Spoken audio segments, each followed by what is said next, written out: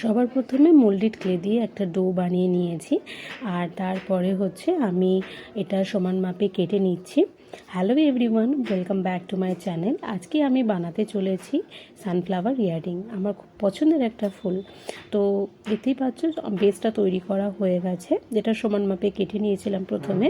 আর তারপরে হচ্ছে ছোট ছোট করে পেটেলসগুলো করার জন্য আমি মোল্ডেড ক্লেটাকে কেটে রেখেছিলাম।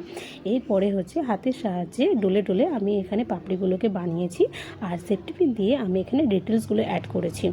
আর তারপরে আঠার সাহায্যে আমি এই পাপড়িগুলো যখন শুকিয়ে যায় আস্তে আস্তে করে এখানে বসিয়েছি। তোমাদের আরেকটা জিনিস বলে দিই, যে যখনই মোল্ডেড ক্লেটাকে তোমরা মিক্স করবে, বেশি করে মিক্স করবে না, যেটুকু কাজ করবে ওইটুকু নেবে তোমরা, নিয়ে মিক্স করবে, না হলে কিন্তু সমস্যা হতে পারে। কারণ হচ্ছে হাওয়া পেলেই এটা শুকিয়ে যায়, তো পরে কিন্তু এটা দিয়ে আর কোনো রকম তুমি কাজ করতে পারবে না।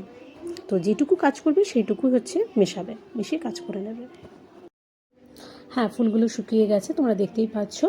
আর আমি এখানে হচ্ছে ইয়াররিংয়ের সাথে সাথে একটা পেন্ডেন্টও বানিয়েছি। তো এখন হচ্ছে আমি রং করব। আর রং করতে এখানে আমি যেগুলো ইউজ করেছি, একটা হচ্ছে গোল্ডেন ইয়েলো, যেটা দিয়ে আমি হচ্ছে পাপড়িগুলোকে করব।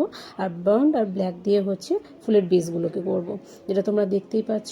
সূর্যমুখী ফুলের যেমন মাঝখানটা একটু হলুদ আর কালো থাকে, সেই হিসাবে আমি করে নিয়েছি। আর বাকিগুলো হচ্ছে গোল্ডেন ইয়েলো দিয়ে কভার করেছি। তো অবশ্যই ভিডিওটা তোমরা পুরোটা দেখো আর কেমন হয়েছে জানাবে।